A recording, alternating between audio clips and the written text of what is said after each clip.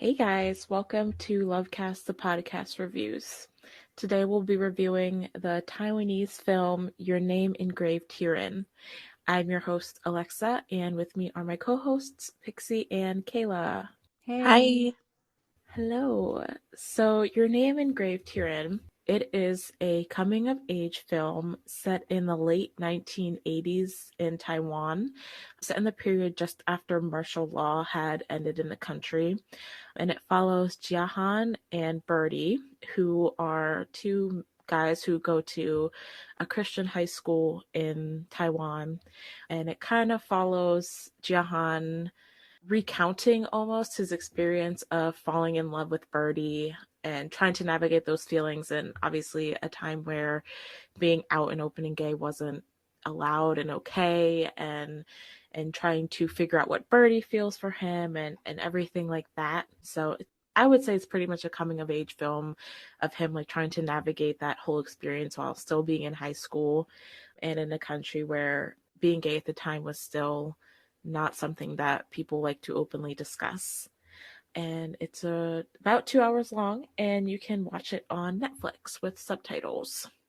So, our general spoiler-free thoughts on the film. I really liked it. Yeah. It's a very sad film, Yeah. which is right up my alley. If you're going to watch it, be prepared to cry and be in a lot of emotional distress. But yeah, it follows pretty much like my favorite storytelling format, which is following someone throughout their whole life, basically coming of age, like you said. So it's just really interesting to me how, it depicted their high school days and then their lives kind of apart and then them coming together eventually. I don't know if that's a spoiler, but yeah, I just really like how the story is told. Like, I think the story is probably the strongest aspect of this movie. Yeah, I agree with that. Yeah, I definitely like it.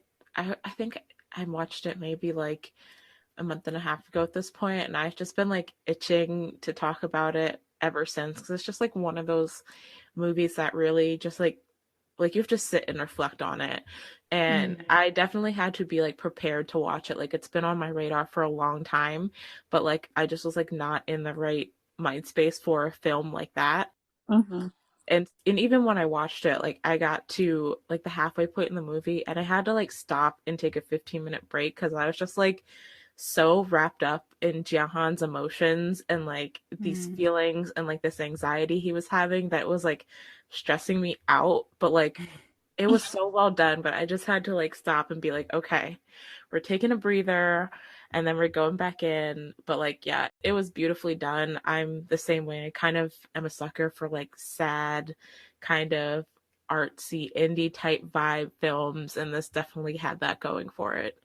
I think like it was very aesthetically in a dark way, Yes. Mm-hmm.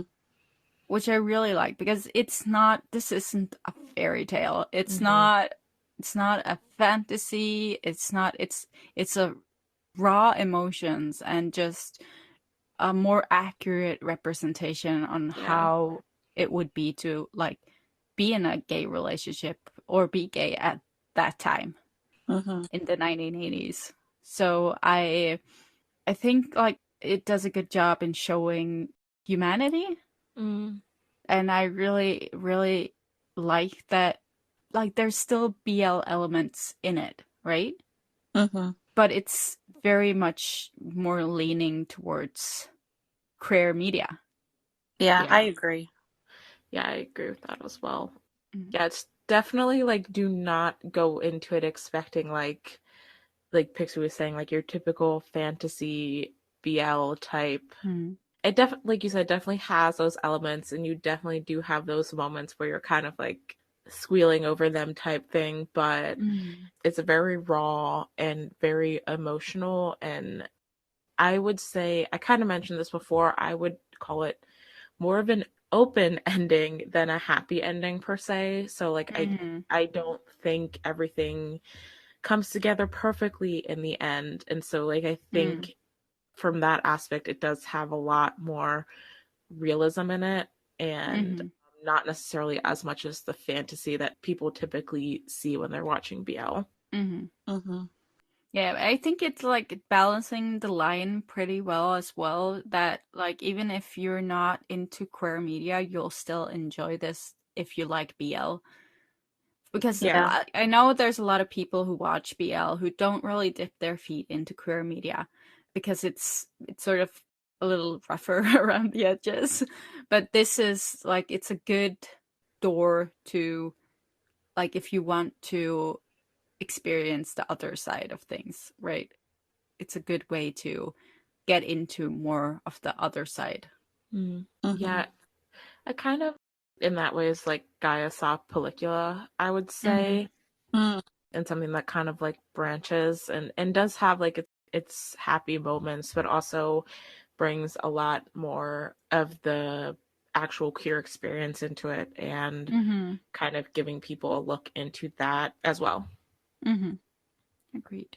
Yeah, this movie reminds me of, I don't know if you guys know this movie, but it's one of my favorite, I guess, BL or queer movies, and it's this Korean movie called Night Flight.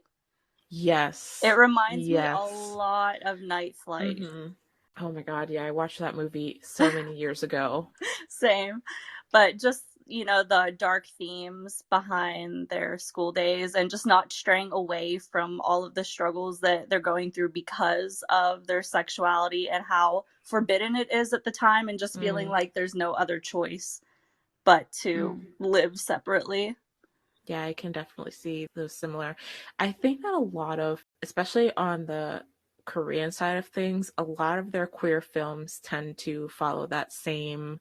And I think in general, just because I think there's this, I don't know if trend's the right word, but people want to show the real experience of being queer. So a lot of the times it does trend to stray on the darker side of things.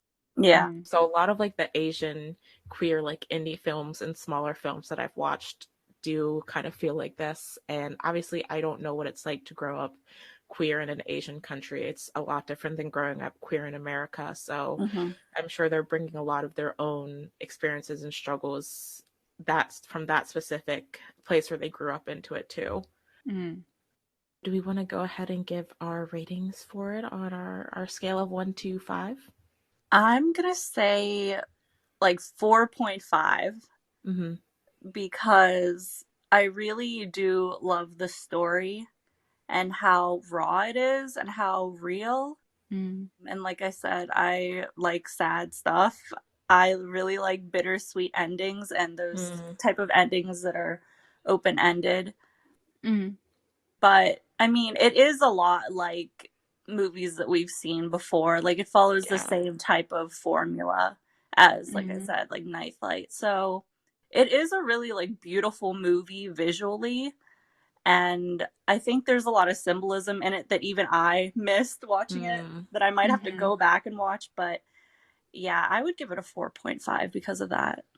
Yeah, for me, I'm at a 4, just because personally, I really don't like not feeling satisfied at the end. Like open endings make me not satisfied, right? I feel like I'm missing something. I know it's actually the whole point of the movie, but it's still, it left me just, I'm just, I need some satisfaction. You're like, where's the rest? Yeah. And I know that's just like a personal preference, and it's like nothing to the movie. Like the movie was done so well and it's so beautiful and all that, but yeah, I just personally at the end I didn't feel satisfied, and I wished I did. Yeah, I get that. Yeah, for me I would probably put it at a 5. I don't know what it was about it, but I think it just really resonated with me. And I think it had been a while since I had watched something like that, maybe. And so like it's just like really, and maybe like if we did this like a couple months down the line or I rewatched it, my opinion would be different. But like I don't know, right now it's just like so prominent in my mind, and like I keep thinking of certain scenes from it and like listening to the soundtrack and stuff like that, and it holds like a really like poignant place in my heart right now. So I think I would put it at a 5 for me. Mm-hmm. I like the soundtrack too. Yeah. Yeah, I listen to the Your Name Engraved Herein song like every day. Mm-hmm. All right, so that is going to be it for our spoiler-free portion of the review. If you guys are listening on YouTube and you're interested in hearing the full review, you can find it over on our Patreon at the Lovecaster tier and above. And be sure to comment down below what you thought of the film, if you watched it, and any series or films you'd like to see us review in the future. All right, jumping into details and spoilers. I think one of the things that this film did the best was the way that they basically told the whole story through Jia Han having the conversation with the priest. Yeah. And like, I guess it was like kind of like using flashbacks almost to lead up to the moment where they had that big fight, and that's what landed Jia Han in the priest's office, where we see him and he's like bleeding and everything like that. But I think those scenes, like where he was like talking with the priest and basically trying to, I don't know how to put it, like, I don't know if come to terms is the right word, but like he was basically just like letting everything out about his sexuality and everything that had happened with Birdy to this priest, and like growing up Christian, like trying to reconcile that and the whole idea of like gayness being a sin and everything like that. And I always, that one scene where he's like, well, maybe you should just help me go to hell because maybe people will understand me better there. Like, that scene is just like so poignant, and it is just like, I feel like those scenes were some of the ones that they did best in the film. Yeah, and it really brings it full circle when in the end you find out that Father Oliver was also gay. Yeah. So it was like he understood what it was like to be suppressing something and hiding something, but he still tried to kind of talk Jihan out of it because he knew that he would suffer as a result and have just like a lot of judgment on him. But yeah, that was, I was telling Pixie like Father Oliver is my favorite character. Yeah, same. I feel like a lot of like gay stories from the 1980s and stuff, it's all very focused on trying to protect other, like gay men trying to protect other newly gay men, right? Or that they are discovering themselves as gay and they are sort of telling them no because they should, like they've been through so much themselves that they don't want the younger generation to experience that.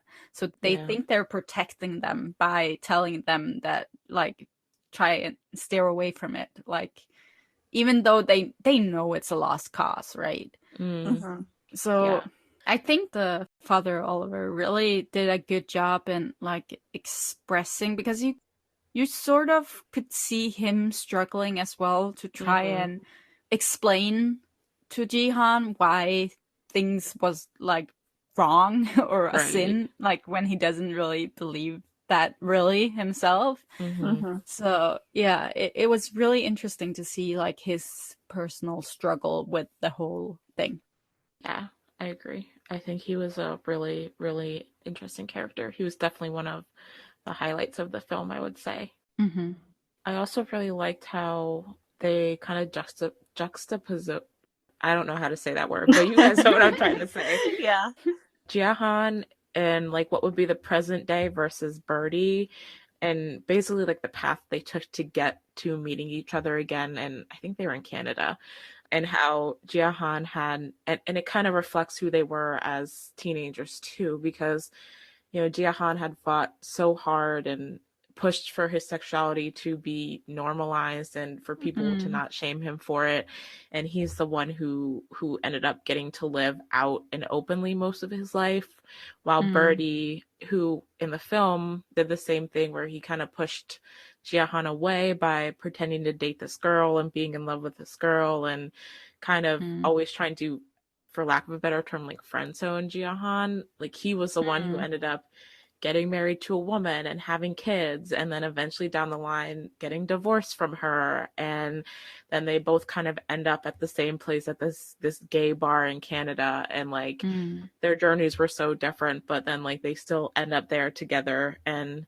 it definitely was an open ending, and I can understand the frustration around those because I typically don't like them either. But I really liked how they brought them together again, showing those two very different paths. Yeah. I also like how they're watching or reflecting on their younger selves at the end of the movie. Yeah, singing the song. Yeah. I think that's the part where I cried the most, probably. Yeah. Because, you know, you could see that, like, sense of, like, regret that they didn't get to be that free when they were younger, but also, like, the relief and happiness that they feel, like, being together again. And that was such a good scene. Yeah. I do, like, wish we could have seen more of things from Birdy's view. Yeah, I agree. I sort of missed knowing what was going through his head. Yeah. But then again, I do understand, like, this is from Jia Han's perspective, and like the story he tells the father Oliver, and yeah, so I understand why they didn't like put Birdy in as much, or his feelings around this as much. You sort of have to figure it out yourself. Yeah. But yeah, I do wish that like we could have, because he's in a situation that we can't understand. Like, especially me, like I'm a woman, I'm not gay. I wish I could have gotten some more just like explaining to how he felt about the whole thing, because it's hard to get immersed into the story when you really don't understand someone's feeling, and you know you don't understand what's going on, if you know what I mean. Yeah, I do think they do give you some hints, because like you meet like his dad, who is obviously abusive and very much not a good person, and also I think he's like a donator to the school, or like rich, or some kind of aspect like that. So it's kind of like the typical like higher up dad who wants his son to be like straight edge and the perfect son who follows in his footsteps, and for that reason Birdy is kind of like rebellious. He's seen as like one of the rebellious ones at the school. But I do think that they like it would have been nice to see more of his mindset trying to navigate his feelings around Jia Han, because obviously we can see that he has feelings for him, but he seems to be much more set on denying them than Jia Han is. So I think it would have been interesting if they did show the story from his point of view, or somewhat from his point of view. Yeah, we kind of see a little bit of his emotion or how he might feel in that one scene where they're talking on the phone for like the last time. Yeah. Because like, I think I remember them. Do they both cry? I might be wrong with that. Yeah, they were both crying, but he was like sobbing on the phone. Yeah. So we see a little bit of it there, like, oh shit, maybe I messed up not trying to give this a chance, but also it's like, what are they gonna do in that situation? Yeah, he felt like he didn't have a choice. It seems like it was one of those things where he chose like family over, and his family's image basically in the end, because I know that, like you said, that was like the last time they talked until they met up again. And yeah, that was really like one of the few times that we got to see like his true emotions about the situation, because I think he spent a lot of the time like trying to play it off as like the goofy kind of rebellious, like, oh haha type guy. But yeah, I think it was a very poignant film. I keep using that term, but like I feel like that's what pulls it together most for me. And I did really like the aesthetic of it, and I thought both of the actors did really well. I know I was like reading up on them a little bit after I watched it, and the actor who played Jia Han, Edward Chen, is like kind of known in Taiwan for playing in LGBT films and series, and he said it's because his sister is a lesbian and he wants to take on roles that show his support for her, and I thought that was really cute. Oh, yeah, I didn't know that. That's cute. Yeah, so yeah, I think they're both pretty talented, and it seems like neither of them have a huge acting history, but I will be looking forward to seeing what they do in the future. Yep. Yes, so any final thoughts before we wrap up? I would just say that if you have the free 2 hours to spare, that I think you should watch this movie. I think it's worth a watch. I agree with that. And I think no matter how much we try to explain it, it doesn't really compare to how well they did the movie. Yeah. I 100% second both of those phrases. All right, well then, that is it for our review of Your Name Engraved Herein. If you guys want to let us know what you thought of it, be sure to leave a comment and let us know what you'd like to see us review in the future. And we will see you guys next week. Bye. Bye. Bye.